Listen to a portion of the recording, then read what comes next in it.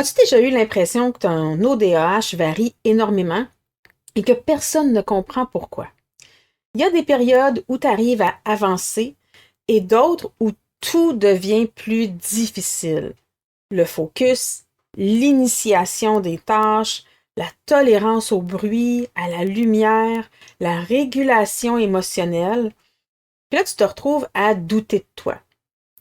Ben, aujourd'hui, j'ai envie de te proposer un angle qui enlève beaucoup de culpabilité. Parce que le ODAH, ça se vit pas seulement dans la tête, hein, ça se vit dans un corps. Puis je te parle de ça parce qu'un sondage en 2025 qui a été mené auprès de 400 femmes ODAH qui met en lumière des conditions physiques co-présentes fréquentes. Fatigue chronique, burn-out, enjeux digestifs, douleurs chroniques, des troubles du sommeil, de l'insomnie, des déséquilibres hormonaux, de l'hyperlaxité, de l'hypermobilité. On peut penser au Ehlers-Danlos, donc le EDS, et aussi tout ce qui touche la régulation du système nerveux et du système sensoriel. Et je veux être claire, le but ici, c'est pas de t'inquiéter ou de te diagnostiquer. Le but, c'est de te donner une lecture plus juste de ce que tu vis. Parce que si ton sommeil est fragile, ton cerveau, il peut pas fonctionner comme un ordinateur qui est chargé à 100%. Si ton corps est en douleur ou en tension, ton système nerveux il est beaucoup plus facilement en alerte. Puis si tes hormones fluctuent, ton énergie, ton focus, ta tolérance, elles peuvent changer. Et là, il y a beaucoup de femmes qui se disent la même histoire. Je devrais être capable, faut juste que je m'organise un peu plus. Puis c'est là souvent que le piège se referme sur elles. Parce qu'on essaie de corriger le cerveau alors que le corps, lui, écrit « Je suis en surcharge, aidez-moi à me calmer et ça va mieux aller. » Donc, ce que je te propose, c'est une question qui est complètement différente.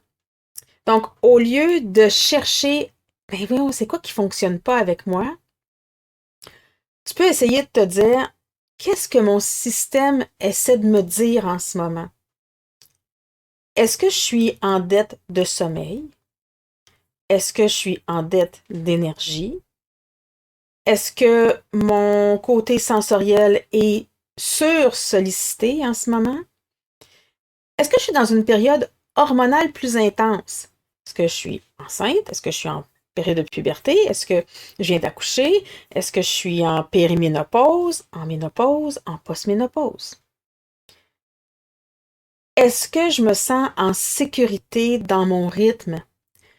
Parce que parfois, quand on se dit j'y arrive pas, c'est pas par un manque de volonté.